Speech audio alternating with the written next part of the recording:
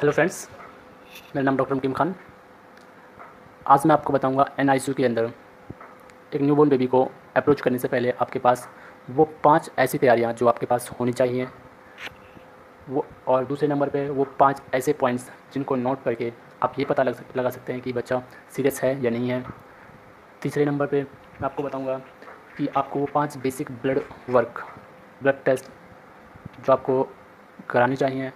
चौथे नंबर पे मैं आपको बताऊंगा कि वो बेसिक या हम कह सकते हैं कि कॉमन जो डायग्नोसिस 1 से 5 दिन के बच्चों में बनती है। 95% बच्चे जो आईसीयू के अंदर आते हैं उनके अंदर ये 5 बेसिक कॉमन डायग्नोसिस बन जाती है। तो आइए एक एक करके हम सभी चीज़ों पर डिस्कस करते हैं। सबसे पहले मैं आपको बताऊंगा कि वो आपके पास वो 5 चीज़ें कौन सी हैं जो आपके पास तैयार होनी चाहिए। सबसे पहले आइए देखते हैं।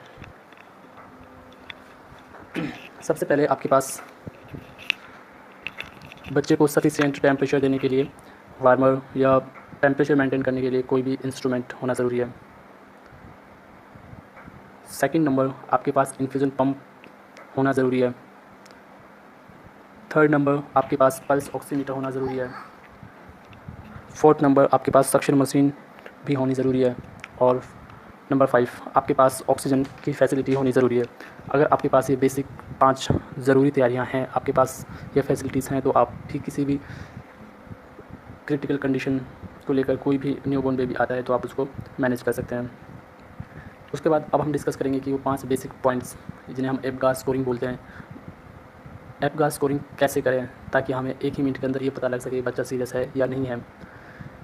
एप्गार स्कोरिंग जैसे कि नाम है APGAR, ये 5 पॉइंट्स हैं और हम सभी पॉइंट्स पे 0, 1 या 2 स्कोर करेंगे बच्चे की कंडीशन के हिसाब से।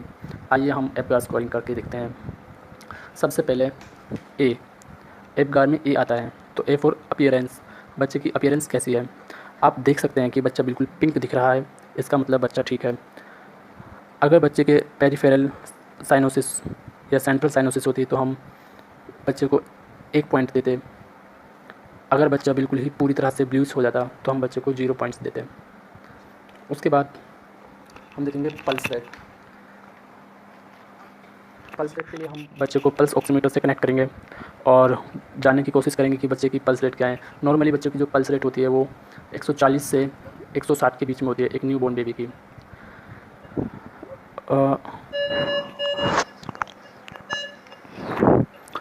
जैसे कि अब हम देख रहे हैं कि बच्चे की पल्स रेट है 140 तो ये नॉर्मल है, तो हम इसको 2 पॉइंट्स देंगे।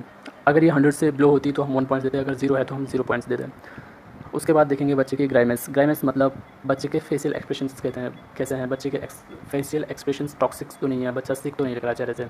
जैसे कि हम देख सकते हैं कि बच्चा बिल्कुल हेल्थी दिख रहा है, बच्चे के चेहरे पे ना कोई स्वेलिंग है ना कोई स्टिफनेस है। अगर हम बच्चे को टच भी करेंगे तो बच्चा मूवमेंट भी कर रहा है चेहरे की, देखिए, और मारेंगे अभी तो सो रहा है, इसके हम देखेंगे आई मूवमेंट्स भी हैं।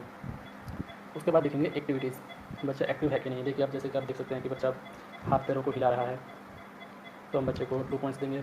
अगर बच्चे को हिट करनी है तो बच्चा थोड़ा बहुत हाथ पैरों के मूवमेंट कराता है तो हम 1 पॉइंट देंगे। अगर बिल्कुल ही अनकॉन्शियस है बच्चा तो 0 पॉइंट्स देंगे।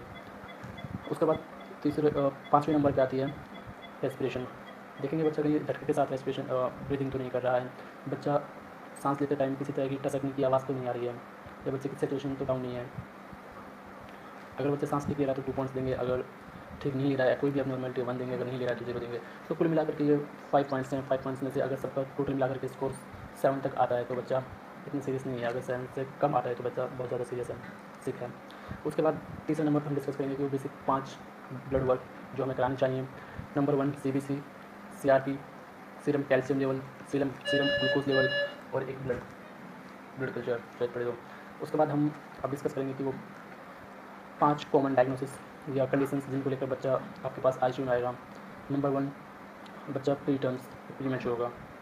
प्रीटर्म्स बच्चों के साथ 3 कंडीशंस एसोसिएट होती हैं। नंबर 1, वज़न कम होगा। नंबर 2, फीडिंग प्रॉब्लम होगी। नंबर 3, बच्चे को सांस लेने में दिक्कत होगी। उसके बाद दूसरी चीज़ जो बच्चों में देखने को मिलती है वो है बर्थ एस्फिक्सिया। बच्चा अगर माँ के बर्थ कैनाल में फंस गया है जिसकी वजह से बच्चे के ब्रेन को ऑक्सीजन की कमी हो जाती है और वो इंजर्ड हो जाता है, स्वेलिंग हो जाती है, जिससे बच्चे को झटके रोता रहेगा। इस तरह के सिम्टम्स बच्चे को देखने को मिलेंगे। तीसरे नंबर पर जो बच्चों में देखने को चीज़ें मिलती हैं वो हैं ARDS, acute respiratory distress syndrome.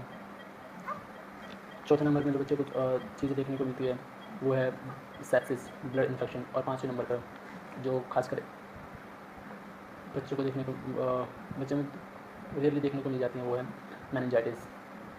ये सारी चीज़ें 1 से 5 दिन तक के बच्चों की है। 5 दिन के बाद बच्चों में फिजियोलॉजिकल जॉन्डिस होना शुरू हो जाता है। आज के वीडियो में इतना ही। अगले वीडियो में हम देखेंगे कि डिफरेंट कंडीशंस को हम किस तरह से मैनेज करें, क्या ट्रीटमेंट ऑफ लाइफ होगी। वीडियो देखने के लिए थैंक यू।